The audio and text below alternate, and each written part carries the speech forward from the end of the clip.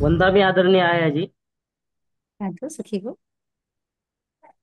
क्या अगर हम पूरी तरह से शील पालन करें और धम्म से रहे तो इस जन्म में श्रोतापति फल को पा सकते हैं क्या? अभी संभव है क्या इस टाइम में? देखिए, सबसे ज्यादा महत्वपूर्ण है, हम बहुत भली प्रकार से जानते हैं हमारे काया के कर्म कैसे है, हमारे वाचा के कर्म कैसे है, हमारे हमारे मन के कर्म कैसे है। तो अगर कोई व्यक्ति अपने काया से कुशल ही कर्म कर रहा है, उसकी जो समाधि है वो समाधि भी बहुत अच्छी है, उसकी समाधि भी हम कहते हैं कि कुशल चित्त की एकाग्रता है। साथ में उसकी प्रज्ञा भी विकसित हो गई है। तो ये तीन गुणों के आधार पर जो व्यक्ति है अपनी प्रज्ञा से अपने क्लेशों को कम कर सकता है। तो अगर उस प्रकार से वो विकसित हो गई है, तो हाँ, उसी जन्म में उन्हें सोतापति अवस्था को अगर सही दिशा में प्रयास करे, है ना, वो स्थिति तो हम नहीं बता सकते कि कब आएंगी, लेकिन सही दिशा में जैसे भगवान ने कहा है उस प्रकार से प्रयास करें तो ये हो सकता है। नमो बुद्धाय आदरणीय जी। ओके। जीवन या मन की जो नकारात्मक ऊर्जा रहती एग्जिस्ट रहती है ऑलरेडी, उसको सकारात्मक में कैसे परिवर्तित कर सकते हैं? संवेदनाओं का इसमें मतलब ये ट्रांजिशन में क्या रोल हो सकता है? और भगवान बुद्ध का भी एक इंस्टेंस है, उन्होंने भी इस टाइप की मतलब ऊर्जा का कन्वर्जन में उपयोग किया था, तो इस पे थोड़ा सा प्रकाश डालिए। तो भगवान कहते हैं कि जैसे कोई भी व्यक्ति, जैसे हम चित्त चेतसिक का अभ्यास करते हैं जो अभिधम्मा है, अभिधम्मा यानी चित्त चेतसिक रूप, इसके साथ में कैसे निर्वाण को प्राप्त किया जाता है, तो उसका जो आपको भगवान के ये 42,000 जो धम्मस्कंध है उसमें आपको पढ़ने को मिलेगा। तो यहाँ पे भगवान कहते हैं कि पहले उन्होंने अकुशलता बताई है। अकुशलता यानी हमारे जो चित्त होते हैं अकुशल चित्त होते हैं। तो अकुशल चित्त जो होते हैं, तो भगवान कहते हैं कि पहले अकुशलताओं को नष्ट करना बहुत जरूरी है। अगर अकुशलताओं को ही नष्ट नहीं किया तो वह व्यक्ति कुशल संपादित नहीं कर सकता। अगर कुशलता को नहीं संपादित करता तो महाकुशल नहीं हो सकते हैं। महाकुशल अगर नहीं होंगे तो कोई मग्ग को प्राप्त नहीं होगा, है ना, और कोई फल को प्राप्त नहीं होगा। तो क्रमबद्ध भगवान की शिक्षा है, पहले अकुशल को चेंज करना है कुशलता में, कुशलता को चेंज करना है महाकुशल में, और महाकुशल जो होते हैं वो मग्न और फल को प्राप्त होते हैं। तो जो भी व्यक्ति अपने संवेदना के आधार पर, क्योंकि 37 बुद्धि पक्रिया का हम अगर अध्ययन करते हैं, तो वहां पे हमें अपनी काया की जो संवेदना है वो काया की संवेदना भी देखनी पड़ती है। तो काया की संवेदना भी अनित्य अनात्म बोध और दुख बोध होना बहुत जरूरी है। सम्यक संबोधित वो प्राप्त करना, या फिर हम ऐसे कह सकते हैं कि सोतापन्न अवस्था को भी प्राप्त करना बहुत ही दुर्लभ है, बहुत दुर्लभ है। क्योंकि सही दिशा में प्रयास करना बहुत जरूरी है। हम बोलते तो है कि सोतापन्न अवस्था को प्राप्त हो जाए, लेकिन उसके लिए हमारी प्रज्ञा होती है वो बहुत विकसित होती है।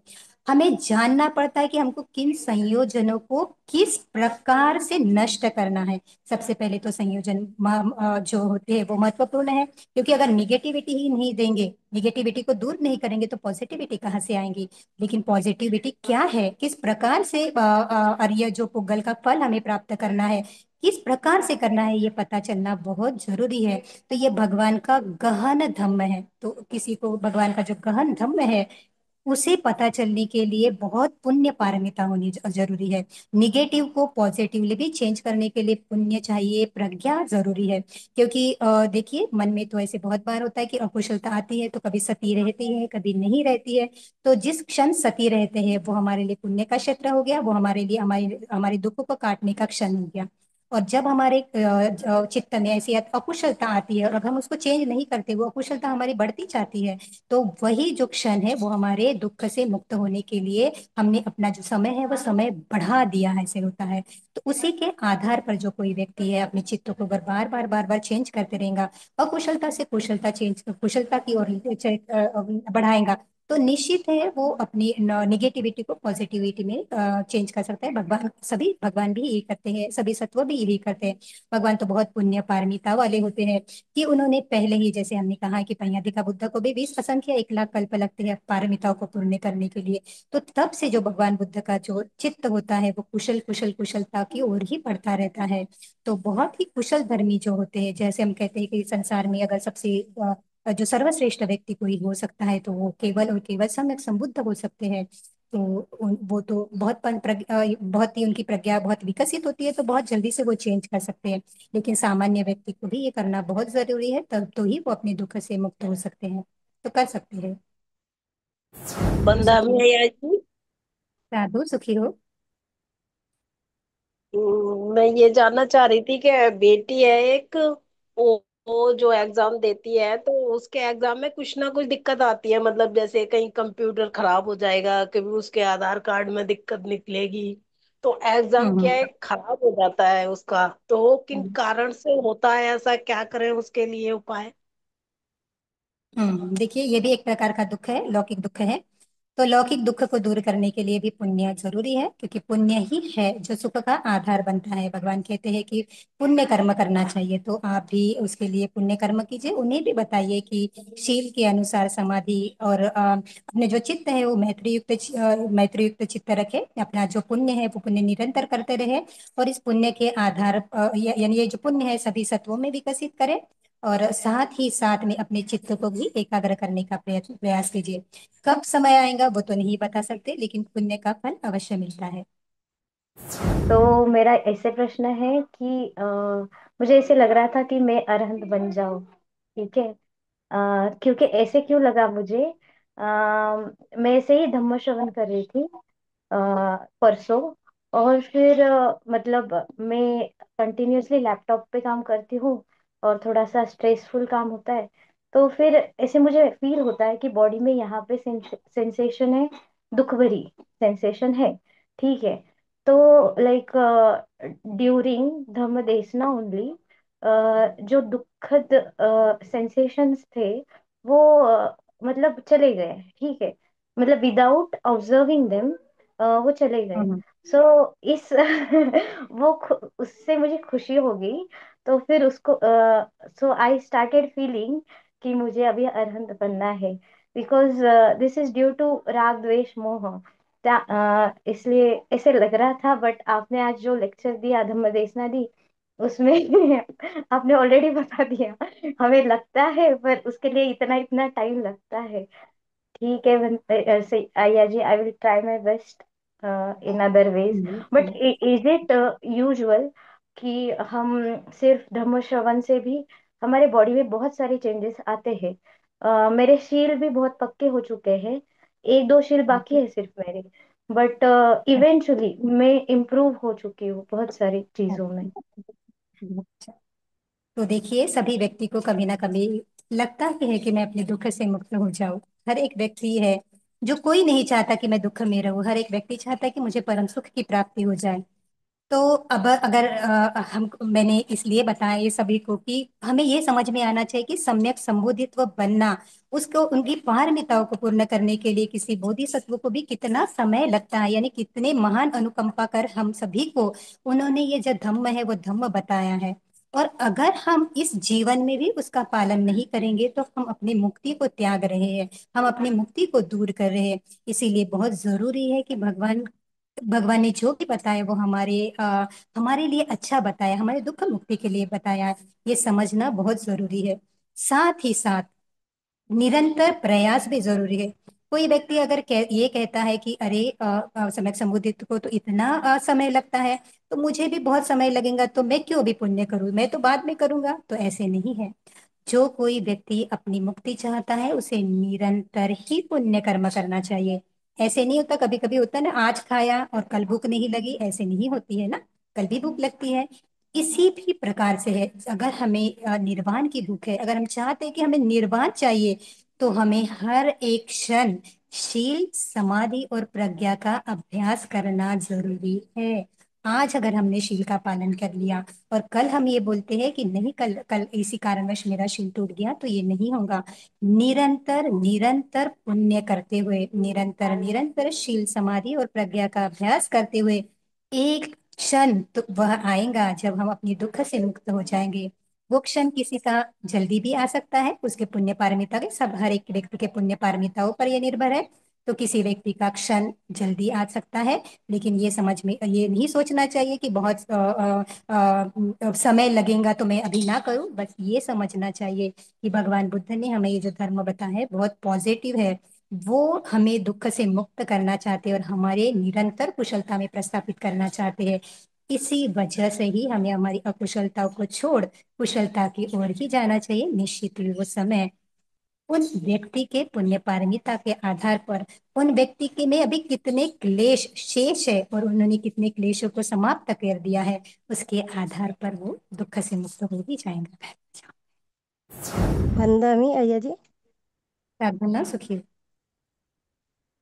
मेरा प्रश्न ऐसा है कि आजकल के जो बच्चे हैं वो स्वर्ग जी और नरक को नहीं मानते, जी और कैसे उपोषित वगैरह तो करते हैं, शील भी पालन करते हैं, इनको कैसे जी। समझाए? देखिए, आज का लेक्चर का मुख्य शायद। उद्देश्य वही था। जी जी। आज का जो लेक्चर था, आज की जो धम्म देशना थी, उनका मुख्य उद्देश्य वही था कि भगवान को किस प्रकार का ज्ञान प्राप्त हो गया है ना। जैसे पहला हमने पहला भगवान बुद्ध को जो ज्ञान प्राप्त हुआ है, पुब्बे निवास अनुस्मृति। तो कोई भी व्यक्ति ये नहीं, यानी वो जब जब वो पृथक जन होता है तो वो मानना ही नहीं चाहता। वो अपनी बुद्धि मत्ता के आधार पर ऐसे बोलता है कि मुझे नहीं दिखता, मुझे नहीं पता पूर्व जन्म था या नहीं जन्म था, तो मुझे जो दिखता ही नहीं, मुझे वो समझता ही नहीं, तो मैं क्यों मानूं। इस प्रकार से आज जो व्यक्ति के हम कह सकते हैं कि बहुत सारे लोगों का ये मत प्रवाह है। लेकिन जो सम्यक संबुद्ध है, उन्हें जो ज्ञान प्राप्त होता है, उन ज्ञान को अगर हम समझेंगे तो जानते हैं कि हमें आज याद नहीं है कि हम पूर्व कल्प में पूर्व जो अस्तित्व थे कहाँ पे थे, है ना। क्योंकि जो इस प्रकार से जो पांच उपादान स्कंद है, उस पांच उपादान स्कंद की वजह से हमें नहीं पता है। हमें ये भी हमारे हमारे उतनी पुण्य भी नहीं है कि हमें इस प्रकार का ज्ञान प्राप्त हो जाए। लेकिन जो सम्यक संबुद्ध है वो सभी पर अनुकंपा करते हैं। तो जो कोई व्यक्ति बुद्ध वचन को पढ़ता है, बुद्ध वचन को श्रवण करता है, उसी की प्रज्ञा विकसित होती है। अगर जो कोई व्यक्ति बुद्ध वचन को समझता ही नहीं, तो वो अपनी बुद्धिमत्ता के आधार पर धर्म को जांचता है। मुझे ये अनुभव नहीं हो रहा ना, तो मैं कैसे जानूं। आज की पीढ़ी का यही है। बहुत गहरी समस्या है।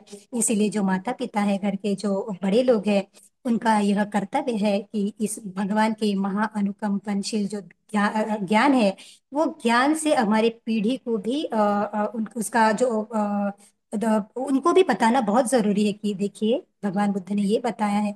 आप माने या ना माने, लेकिन अगर कोई व्यक्ति अपने जीवन में अकुशलता को छोड़ता है, कुशलता को प्राप्त करता है, तो निश्चित ही वह व्यक्ति है जो बुद्ध के प्रति उसकी श्रद्धा बढ़ेंगी बढ़ेंगी। अगर उन्होंने त्रिपिटका का आज जीवित मान्य भगवान हमारे साथ में नहीं है, लेकिन यह धम्म ही है जो बुद्ध है। तो इसी वजह से अगर वो नहीं मानते इस प्रकार से, तो कोशिश कीजिए कि बुद्ध वचन उनको पढ़ने के लिए दीजिए। तो अगर साइंटिफिकली ज्यादा ये कर रहे हैं, तो आप अभिधम्मा भी उनको दे सकते हैं पढ़ने के लिए। जो साइंटिफिक वे से है, आजकल की जो पीढ़ी है साइंटिफिक वे से थोड़ा सा सोच के, हो सकता है कि उनकी जो विचार है उस विचार में परिवर्तन हो। तो बहुत जरूरी है ये कि आज की पीढ़ियों को धम्म का अवबोध होना चाहिए। धम्म की महत्ता जो है, वो महत्ता समझनी बहुत जरूरी है।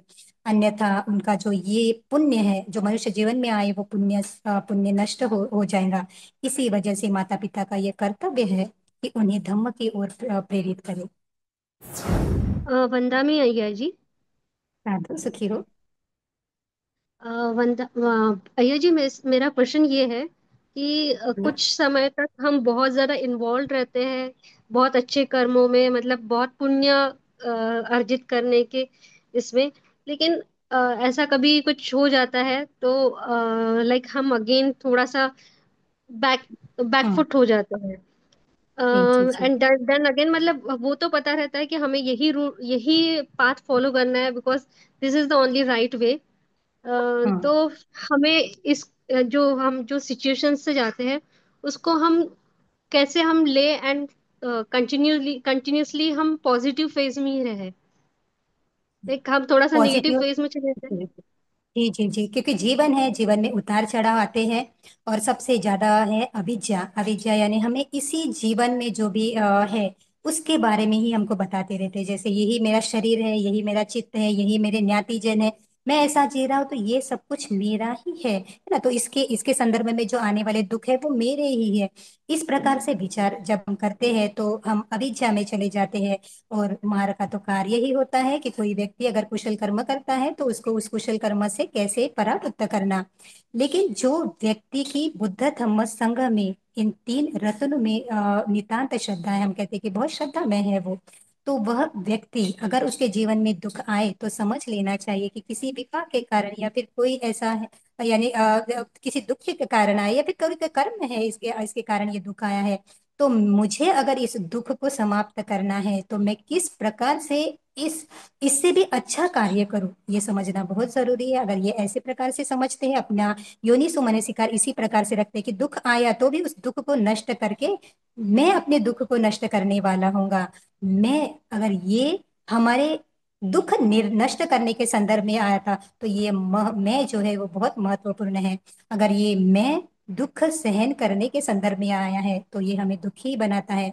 इसी वजह से कोशिश करें प्रज्ञा के आधार पर, जब भी चित्त इस प्रकार से दुखी होता है, किसी कारणवश होता है, किसी परिस्थिति वश होता है, किसी व्यक्ति के कारण होता है, तो अपने मन को निगेटिव से पॉजिटिव में लेके आइए। ये सोचिए कि मैं अपने जीवन में जो प्राप्त करना चाहता हूँ वो इससे कई ज्यादा है, कई महत्वपूर्ण है मेरे लिए। तो जो कोई व्यक्ति ऐसे निगेटिव से पॉजिटिव में आता है, वही जो मार्ग है, वही मार्ग हमें भगवान बुद्ध बताते हैं। इसी को धम्म कहा जाता है।